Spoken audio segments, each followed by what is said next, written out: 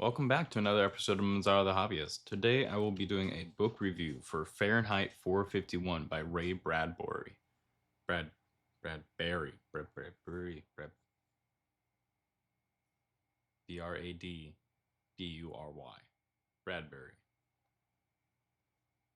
Look, not to discredit anyone or be rude, or I'm not great at pronunciations, so be patient with me. This is the book. I have the 60th anniversary edition. I hope it's not been doctored or changed from the original text too much. I think there was. So you have the main part of the story in here, and then you also have the story of how it was written, um, where he drew some of his interest from, some of the ideas he was working from. Like some of the parts of it, though, he was talking about, Ray Bradbury was talking about how the story has changed to become Fahrenheit 451. I think it originally started as a short story, and it had a different name. I'm sure I could dig it out here. It's been a minute since I read this. I have not done my book review videos close to when I was finishing them. I was reading and going, oh, I'll get to that. Oh, I'll get to that. Oh, I'll get to that. And I think I had a total of four. Um, and I'm ready to go with another one too. I just want to make sure this one gets done. This one I actually very much enjoyed. Fahrenheit 451. Very good book. Highly recommended. I'll read you guys the back of it right now. This is the 60-year anniversary edition, so there's a little bit about that on here.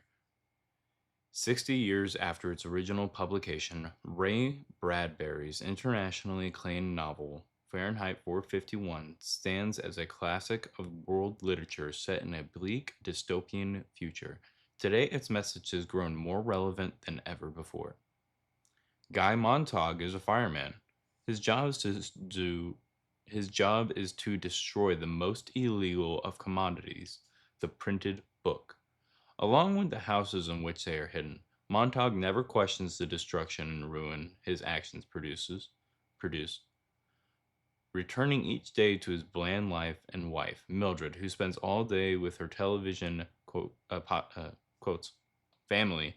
But when he meets an eccentric young neighbor, Clarice, who introduces him to a past where people didn't live in fear, and to a present where one sees the world through the ideas in books instead of the mindless chatter of television, Montauk begins to question everything he has ever known. This 60th anniversary edition commemorates Ray Bradbury's masterpiece with a new introduction by Neil Gaiman, personal essays on the genesis of the novel by the author, a wealth of critical essays and reviews by Nelson Algrim, Harold Bloom, Margaret Atwood, and others, a rare manuscript pages and sketches from Ray Bradbury's personal archive, and much more. Here, at last, is the definitive edition of a classic work of literature. I do find the claim for this to be a definitive edition to be kind of weird because I mean this is a 60th anniversary edition. You can't call that definitive because what happens in another 60 years when it's the 120th anniversary edition? Um, which is really funny because like one of the concepts in the book is how media and keeping things digital allows people to constantly doctor and change what books are and were and how they were written and what messages they hide and um, how people change things over the years to be able to fit the messaging that they want. Um, that's it, to paint the picture. I mean, I'm sure many people have already that are going to see this have already read Fahrenheit 451 or watched the movie. I have not watched the movie, but and then I think this is like something people read in schools. I think that was one of the options in my high school. I think we read some other stuff. I think we went more poetry forward than we went um, classics, and I think it was on the banned book list maybe. And I kind of have a personal vendetta to go out and read books that were on the banned book list, like Catcher in the Rye. So in Fahrenheit 451, as it says, we follow the main character, um, Guy Montag, and he is a fireman. But instead of putting out fires, his job is to go around and burn books and to burn down the homes in which people hide their books. Uh, which is crazy storytelling. I mean, how are you gonna destroy literature?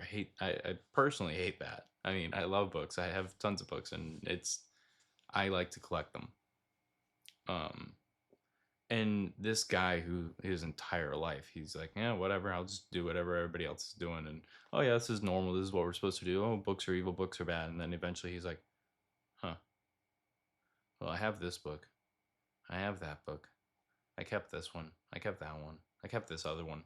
And so he just keeps keeping books that he's found, and he doesn't really read them until he reads one, and then he wants to read another, and he's going crazy because he's like, my life is to destroy books, why am I reading them?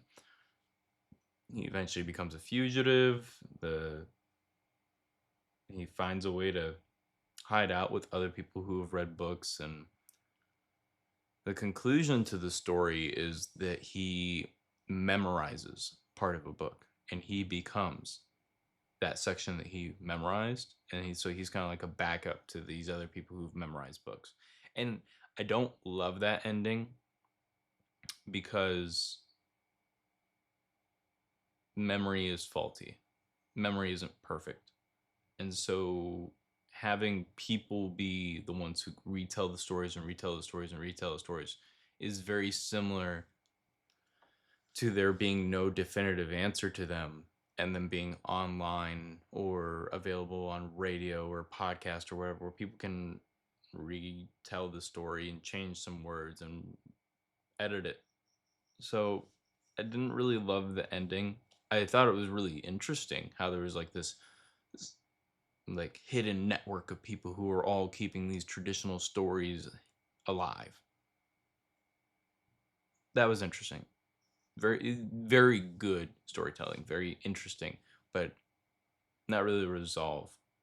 I mean, I and a whole when the whole world is against you, what kind of resolve can you really land on though? So that it was a very good ending to a very good book. I think it leaves it more with the audience to go, what can we do to prevent that from happening? Um, it's crazy because this book was written so long ago, yet all the stuff they called out as being futuristic is it's very realistic. I mean, they have these little like things they call ear shells or seashells, and you like put them in your ear, like little earbuds, and they're like Bluetooth, and you can like talk and hear and listen, and everyone's always got them cranked up, and they're talking to other people, but they're listening to something else, and they're talking to other people on the phone, and they're no one actually is face to face interaction, which is crazy because isn't that what the majority of people are doing now today? Um, and like the inside of the house, they had the entire walls of rooms as television screens, and the shows would have like blank pieces of their show where like you could record your voice or whatever and insert it into the show, and that would be like your involvement in it, so it was interactive.